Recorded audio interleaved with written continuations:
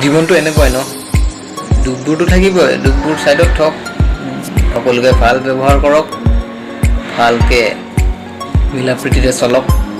তো জানেই জীৱনটো দুদিনীয়া, আজি আছে কাইলৈ হয়তো আপুনি নাথাকিবও পাৰে, কি ঠিক আছে নহয় জানো। তো জীৱনত সুখবোৰতো পায়, আপুনি জানে সুখ বোলা বস্তু কোনো এই পৃথিৱীতে নাই, সুখৰ কোনো ডেফিনেশ্যনেই নাই। তো জীৱনটোত যিখিনি টাইম আপুনি ভালকৈ চলাব পাৰে, সেইখিনি আপোনাৰ ভাল মুহূৰ্ত, সেইখিনি এনজয় কৰক, বেয়াবোৰ বাদ দিয়ক আৰু অতীতবোৰ বাদ দিয়ক। অতীতৰ কথা ভাবি অজানিতে দুখবোৰ মাজলৈ আৰু মাতি নানিব, এনেই দুখত চলি থাকে নহয় জানো। তো বিন্দাছ থাকক, বিন্দাছ।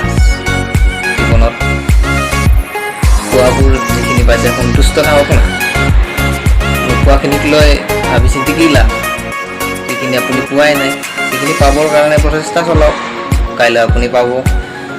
আৰামত কটাওক জীৱনটো এনেকুৱাই, দুখবোৰৰ ডেফিনেশ্যন বহুত, কিন্তু সুখ বোলা কোনো ডেফিনেশ্যন নাই, সুখৰ কোনো সূত্ৰই নাই, কাৰণ সুখ নাই, সুখ আপুনি কিখিনি পায়।